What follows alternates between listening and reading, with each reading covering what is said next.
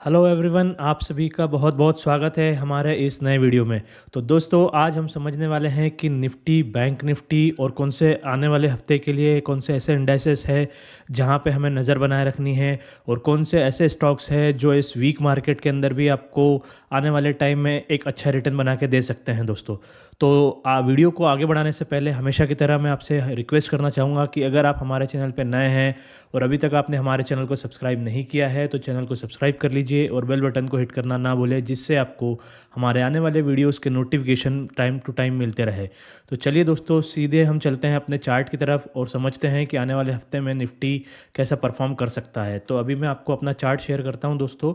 ये है निफ्टी का चार्ट, जिस पे हम देख रहे हैं कि लगातार निफ्टी ऊपर में जो है 22,126 के ऊपर निकलने में जो है कामयाब नहीं हो पा रहा है, क्योंकि 22,126 एक ऐसा लेवल है जहाँ पे कोई ना कोई एक बड़ी पोजीशन बनाकर बैठा है। जैसे ही ये एक पोजीशन ऊपर के लेवल पे 22,126 का लेवल काट देगी, उसके बाद जो है मार्केट के अंदर 400-500 पॉइंट की बहुत अच्छे से तेज़ी आपको देखने के लिए मिल सकती है। लेकिन ये एक बड़ा हर्डल अभी मार्केट के सामने बना हुआ है, लेकिन अभी भी हम वहाँ से काफ़ी दूर है। तो अभी निफ्टी के लिए हम पहले सपोर्ट की बात कर लेते हैं। तो जो निफ्टी के लिए बड़ा सपोर्ट बन के आ रहा है दोस्तों, वो होगा ये 21,450 के आसपास का।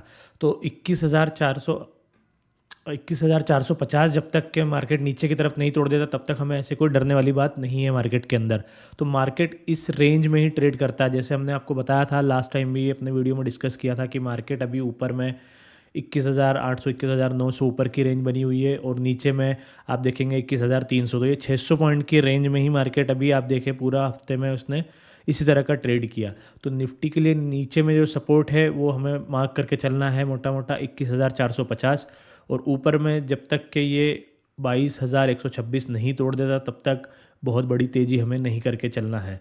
ये था निफ्टी का एनालिसिस दोस्तों। बैंक निफ्टी के अंदर अभी भी आप देखें कि बैंक निफ्टी ने ये अपना सपोर्ट तोड़ दिया था, वहाँ से अच्छा बाउंस बैक दिया है और इस लेवल के ऊपर निकलने में कामयाब रहा है। तो 45,000 या ये आप लेवल देख सकते हैं, 45,450 के आसपास एक अच्छा रेजिस्टेंस था, लेकिन उसके ऊपर ये बंद हुआ है। तो अभी अगर बैंक निफ्टी को परफॉर्म करना है तो उसको इस कैंडल के हाई को तोड़ना पड़ेगा, जो है 46,200 मोटा मोटा।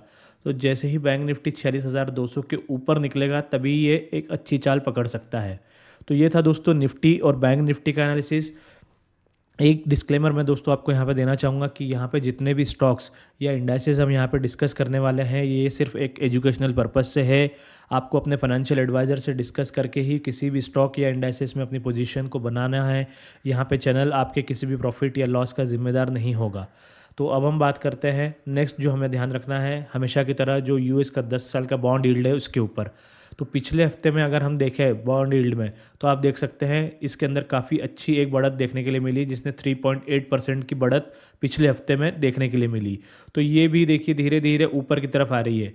तो हमेशा की तरह मैं आपको कहूँगा कि जब भी मार्केट गिरते हैं या मार्केट में बड़ी गिरावट आती है इंडियन इक्विटी में, तो आप हमेशा बॉन्ड यील्ड, जो यूएस का गवर्नमेंट बॉन्ड यील्ड है, उसको एक बार ज़रूर देखिए कि इसके अंदर क्या हलचल हो रही है। तो यहाँ पे देखिए पिछले हफ्ते इसने एक तेज़ी पकड़ने की कोशिश की है, लेकिन यहाँ पे इसको एक रेजिस्टेंस है। जैसे ही ये ऊपर में ये रेजिस्टेंस, इसका जो ये हाई काटेगा 4.295, 4.295 जैसे ही ये काटेगी यूएस की गवर्नमेंट बॉन्ड यील्ड, ये एक अच्छी तेज़ी पकड़ सकती है, लेकिन ये एक बड़ा रेजिस्टेंस है। तो इसके लेवल पे आप ध्यान रखिए। उसके बाद हम बात करेंगे डॉलर इंडेक्स की।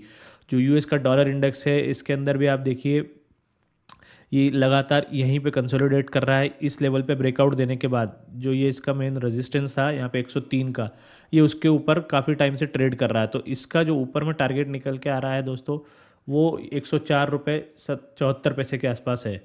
तो यहाँ पे थोड़ी सी ऊपर में अभी जगह है जहाँ पे ये जा कर के रुक सकता है। तो इन दोनों पे आपको अपनी नज़र बनाए रखनी है। अब जल्दी से हम लोग इंडाइसिस की बात करते हैं। देखिए आप स्मॉल कैप में हम बात करें तो स्मॉल कैप के अंदर फ्राइडे के दिन अगर हम डेली पे चलते हैं, तो फ्राइडे के दिन देखिए आप यहाँ पे मोटा मोटा 1.5% की गिरावट आई। उससे पहले भी ये गिरे थे। तो निफ्टी का स्मॉल कैप इंडेक्स जो है, आप देख सकते हैं कि यहाँ पे थोड़ी सी प्रॉफिट बुकिंग आपको देखने के लिए मिल रही है। फिर हम बात करेंगे फार्मा की दोस्तों। तो फार्मा मैंने आप देखिए फ्राइडे के दिन जो है ये एक अच्छा बंदी देने में कामयाब रहा था। तो फार्मा ने एक अच्छा परफॉर्म दिया है। अभी हम बात करते हैं इसको वीकली पे, तो वीकली में आप देखें फार्मा के शेयर्स मतलब इंडाइसेस जो था वो ऑलमोस्ट 3.5% ऊपर था। तो अभी भी यहाँ से फार्मा के अंदर आप अगर सोचें तो यहाँ पे आपको ये एक बार हाई निकल जाता है 18,735 का, तो ये फार्मा यहाँ से अगेन तेज़ी पकड़ सकता है।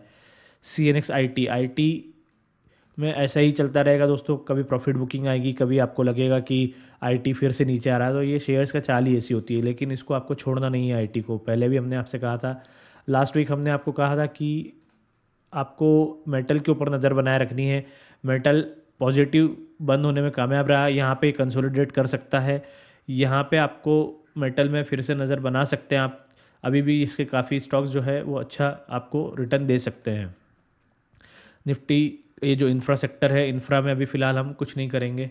उसके बाद बात करेंगे जो इस हफ्ते आपको नज़र रखनी है एक इंडाइसेस के ऊपर, वो होगा आपका निफ्टी रियलिटी। जी हाँ, इस हफ्ते का जो सेक्टर है वो है निफ्टी रियलिटी। जैसे ही ये ऊपर में अपना हाई काटेगा, इसका जो हाई था वो 895 का था मोटा मोटा, जैसे ही ये 895 का हाई काटेगा ऊपर में, इसके अंदर आपको काफ़ी अच्छी तेज़ी देखने के लिए मिलेगी। तो रियलिटी के ऊपर आप अपनी नज़र बनाए रख सकते हैं। इससे रिलेटेड जो स्टॉक्स है आप जा कर के देखिए कि कौन से ऐसे स्टॉक्स हैं जो आपको अच्छे लग रहे हैं चार्ट के ऊपर, उनकी एक लिस्ट बनाइए, और जहाँ पे आपको लगता है कि यहाँ पे रिस्क रिवॉर्ड फेवरेबल है, आप जा कर के खुद से बाय कर सकते हैं। अब हम बात करेंगे ऑटो की। तो फिलहाल ऑटो में अभी कुछ नहीं करना है। PSU बैंक्स में अच्छी भी आप देख सकते हैं, पिछले हफ्ते के अंदर हमने आपको लास्ट टू लास्ट वीडियो में बताया था कि PSU बैंक्स यहाँ से अच्छा परफॉर्म कर सकते हैं। तो देखिए, क्योंकि PSU बैंक्स के रिजल्ट्स काफ़ी अच्छे आ रहे हैं दोस्तों, तो काफ़ी सारे PSU बैंक्स थे जिसके अंदर हमने लास्ट टू लास्ट वीडियो में, जैसे सेंट्रल बैंक ऑफ इंडिया था, फिर आप देख सकते हैं कैनरा बैंक हमने डिस्कस किया था, यूनियन बैंक ऑफ इंडिया था, काफ़ी सारे स्टॉक जो थे हमने डिस्कस किए थे ऑलरेडी अपने चैनल पे, और आप जाके देख सकते हैं सारे कि सभी में अपने टारगेट्स अचीव हो चुके हैं। तो आप इस तरह से आप अगर एनालिसिस करेंगे सेक्टर टू सेक्टर, तो आपके लिए काफ़ी इजी हो जाएगा। मेरे लिए देखिए काफ़ी इजी होगा आकर के सिर्फ 2 मिनट का वीडियो बनाना और आपको बता देना कि ये स्टॉक्स अच्छे लग रहे हैं, और आप जा कर के इन स्टॉक्स को अपने पोर्टफोलियो में ऐड कीजिए, या फिर आप इनके ऊपर नज़र बनाए रखिए। लेकिन दोस्तों वहाँ पे आपको लर्निंग नहीं मिलेगा। आप जब पूरा ओवरऑल सेक्टर का एनालिसिस करते हैं तो आपको मार्केट के पूरी ओवरऑल उसकी आप एक चाल को समझ सकते हैं कि मार्केट में जो सेक्टर रोटेशन हो रहा है वो किस तरह से हो रहा है। इसलिए सेक्टर का एनालिसिस करना बहुत ज़रूरी होता है। तो ये है निफ्टी का PSU बैंक्स, ये काफ़ी ऑलरेडी काफ़ी बढ़ चुके हैं। तो थोड़ा सा इसके अंदर एक हम सोच रहे हैं कि एक बार के लिए नीचे की तरफ अगर आपको मिले इस लेवल के आसपास, तो आप देख सकते हैं। FMCG में फ़िलहाल कुछ नहीं करेंगे, ऑलरेडी काफ़ी तेज़ी से नीचे आ रहा है। फाइनेंस में भी हम कुछ नहीं करेंगे। एनर्जी में ऑलरेडी काफ़ी स्ट्रेच है। PSC में अभी आप देख सकते हैं, अगर हम बात करें गवर्नमेंट से रिलेटेड जो कंपनियां थी उनके, आप देखें कि अभी रिजल्ट्स आने स्टार्ट हो गए। रेलवेज़ में काफ़ी रिजल्ट आ रहे हैं, तो जो रेलवे स्टॉक जो ऑलरेडी काफ़ी भाग चुके थे, आप देख रहे हैं कि अब उनकी अर्निंग आना स्टार्ट हुई, और जब अर्निंग आ रही है तो अर्निंग जो है वो उनके प्राइस को मैच नहीं कर रही है कि ऑलरेडी जो प्राइस इतना भाग गए हैं, राइट। तो आप देखेंगे कि प्राइस अगर जब इतना भाग जाता है तो वहाँ पे आपको रिस्क रिवॉर्ड फेवरेबल नहीं होता दोस्तों उस पर्टिकुलर सेक्टर के अंदर। तो वहाँ पे आपको अभी मौके तलाशने हैं एज अ ट्रेडर या एज अ स्विंग ट्रेडर, जहाँ पर रिस्क रिवॉर्ड फेवरेबल हो। और ऐसे मार्केट में क्या होता है कि स्टॉप लॉस काफ़ी तेज़ी से ट्रिगर होते हैं, तो स्टॉप लॉस, और ऐसे ही मार्केट के अंदर एक ट्रेडर एक इन्वेस्टर बन जाता है। तो आपको अपने स्टॉप लॉस का ध्यान रखना है। अगर स्टॉप लॉस कट हो रहे हैं तो स्टॉप लॉस को लेके आप अपनी पोजीशन से एग्जिट कर सकते हैं। फिर बात करेंगे कंजम्पशन में, फ़िलहाल कुछ नहीं करेंगे। निफ्टी मीडिया काफ़ी नीचे है ऑलरेडी, अभी हम इसके अंदर कुछ नहीं करेंगे। इसके गिने चुने स्टॉक्स ही काफ़ी चल रहे हैं। और मिड कैप में भी फ़िलहाल हम कुछ नहीं करेंगे, जैसा आप देख रहे हैं कि मिड कैप में भी एक गिरावट देखने के लिए मिल रही है। तो मोटा मोटा इस हफ्ते हमें जो एक सेक्टर पर ध्यान रखना है वो है आपका, हमने आपको बताया रियलिटी सेक्टर। तो रियलिटी के शेयर्स आप जाकर के खुद से चेक कीजिए, और कौन से आपको अच्छे लग रहे हैं खुद से आप उसकी लिस्ट बनाइए। अब हम बात कर लेते हैं लास्ट वीक हमने जो डिस्कस किए थे उन स्टॉक्स का क्या परफॉर्मेंस रहा है। तो लास्ट वीक के अंदर आप देखिए गोल्डियम हमने दिया था, यहाँ पे हमने डिस्कस किया था इस लेवल के आसपास। इसको हम वीकली में कन्वर्ट कर लेते हैं पहले एक बारी, है ना। ये लेवल हमने डिस्कस किए थे कि ये लेवल के ऊपर 190 के ऊपर, जैसे ये लेवल 192 के ऊपर निकलेगा तो ये तेज़ हो सकता है। तो ये देखिए आप, इसने आपको मोटा मोटा आप देखें कि यहाँ से लेकर के अगर मैं बात करूँ 192 से, तो ये आपको करीबन 7 से 8% का मूवमेंट ऑलरेडी दे चुका है। उसके बाद हम बात करेंगे रॉयल ऑर्चिड होटल की। तो रॉयल ऑर्चिड होटल ने भी आप देखें कि अगर मैं इसको डेली में जा कर के देखूं तो आपको हमने यहाँ पे डिस्कस किया था करीबन, ये है देखिए फ्राइडे, राइट। तो ये इस लेवल के आसपास हमने डिस्कस किया था। इसने भी काफ़ी अच्छा आपको मूवमेंट पिछले हफ्ते में दिखाया, जैसे एक ही दिन में इसने 8 से 9% का मूवमेंट दिया था और ये उसके बाद नीचे भी आया क्योंकि इसके रिजल्ट्स थे। तो हमने आपको पहले ही बताया था कि जहाँ रिजल्ट्स है उसके ऊपर आपको ध्यान रखना है कि रिजल्ट्स में काफ़ी तेज़ी से ऊपर नीचे दोनों ही तरफ के मूवमेंट इसके अंदर आपको देखने के लिए मिलेंगे।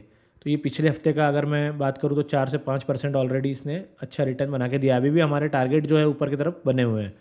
एक्साइड इंडस्ट्री उसी रेंज में है, अभी कोई खास इसने परफॉर्मेंस नहीं किया है, बढ़ की 1.5% नीचे। ये BL कश्यप की बात करें पिछले हफ्ते में, तो पिछले हफ्ते में BL कश्यप ने ऑलरेडी देखिए 5% का मूवमेंट हमको दिया है। तो अगर आप स्विंग ट्रेडिंग कर रहे हैं और आपको हफ्ते भर में 5% का रिटर्न मिल रहा है दोस्तों, तो मेरे हिसाब से कोई बुरा नहीं है। लेकिन अगर आप ओवरऑल टारगेट के लिए रुकना चाहते हैं तो देखिए ऑलरेडी चार्ट पे हमारे ओवरऑल टारगेट के लिए हमने आपको मेंशन किया हुआ है, ये यहाँ तक जा सकते हैं बिल्कुल। स्पिक की बात करें तो स्पिक जो है ये उसी लेवल के आसपास अभी मोटा मोटा आप माने ये 4% के इसके अंदर गिरावट देखने के लिए मिली है। तो ये लेवल भी एक अच्छा लेवल है जहाँ पे आप एंट्री के लिए सोच सकते हैं। अभी भी इसमें स्टॉप लॉस हमारा बाकी है।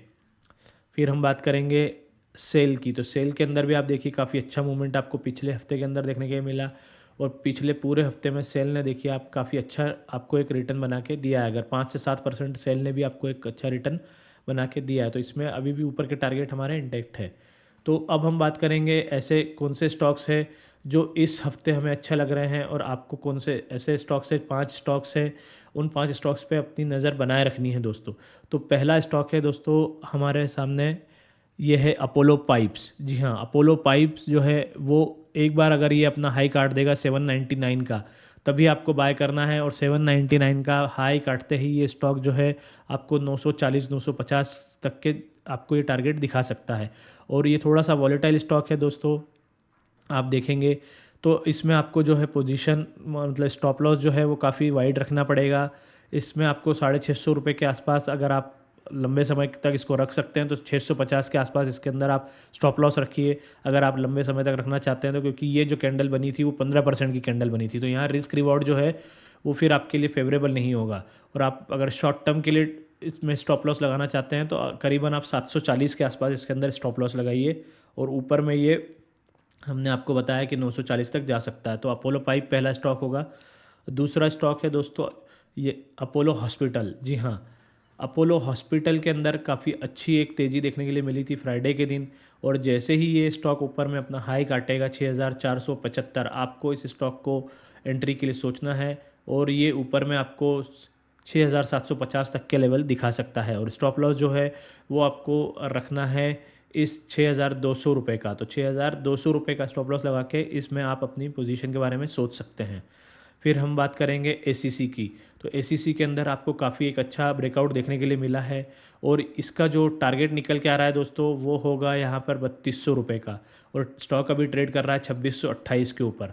तो जैसे ही ये स्टॉक ऊपर में 2645 क्रॉस कर देगा ये सीधा जाएगा यहाँ पे 3200 की रेंज में। ऐसा नहीं कि डायरेक्ट चला जाएगा, यहाँ पे आपको टारगेट हम बता रहे हैं ओवरऑल टारगेट।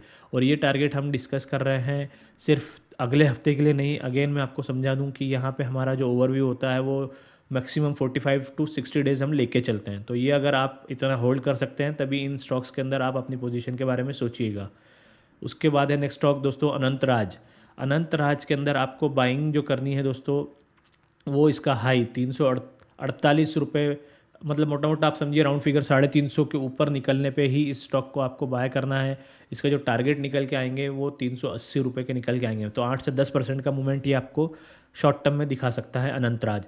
तो ये था हमारा चौथा स्टॉक। अब पांचवें स्टॉक के बाद बात करेंगे, ये एक हॉस्पिटल से रिलेटेड स्टॉक्स है, ये यथार्थ हॉस्पिटल। इसका IPO रिसेंटली आया था तो इसका ज़्यादा डेटा हमारे पास है नहीं।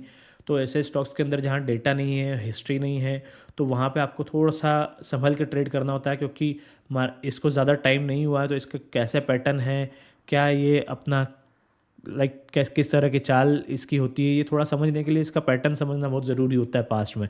तो इसलिए स्टॉक्स में आप ज़्यादा लाइक बड़े टारगेट के लिए हम अभी नहीं जाएंगे। इसमें आपको 7 से 8% अगर रिटर्न कभी भी मिल जाता है तो आप इसमें से लेके निकल सकते हैं। तो इसमें एंट्री कब करनी है आपको, इसका जो हाई है 447 का, जब ये निकाल देगा 447 का हाई, तब आपको एंट्री के लिए सोचना है। और इसके जो टारगेट होंगे वो होंगे 490 प्लस के, मोटा मोटा 500 रुपये का टारगेट आप इसके अंदर पकड़ के चल सकते हैं। तो 8 से 10% का रिटर्न ये भी स्टॉक आपको दे सकता है। और अगर नीचे में ये आपको 420 के आसपास मिलता है तो फिर से आप इसमें एंट्री के लिए सोचिए। 420 रुपये के पास भी आप इसमें एंट्री कर सकते हैं। और स्टॉप लॉस जो लगाना होगा वो इस कैंडल का लो होगा। आप मोटा मोटा 400 रुपये का स्टॉप लॉस लगाइए, 420 के आसपास मिलता है फिर से एंट्री कीजिए।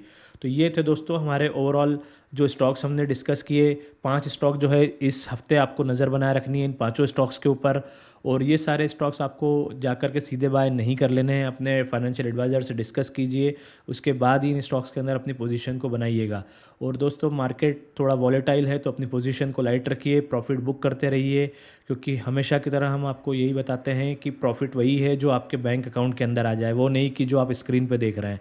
तो आई होप दोस्तों ये वीडियो आपको पसंद आया होगा। अगर वीडियो पसंद आ रहा है तो दोस्तों के साथ शेयर ज़रूर कीजिए और कमेंट कीजिए और लाइक कीजिए हमारे कंटेंट अगर आपको पसंद आ रहे हैं तो अपने वीडियो को दोस्तों मैं यहीं पे एंड करता हूँ। ऐसे ही किसी नेक्स्ट वीडियो में मैं आपको मिलूँगा। तब तक के लिए keep learning because your learning is your earning. Thank you so much.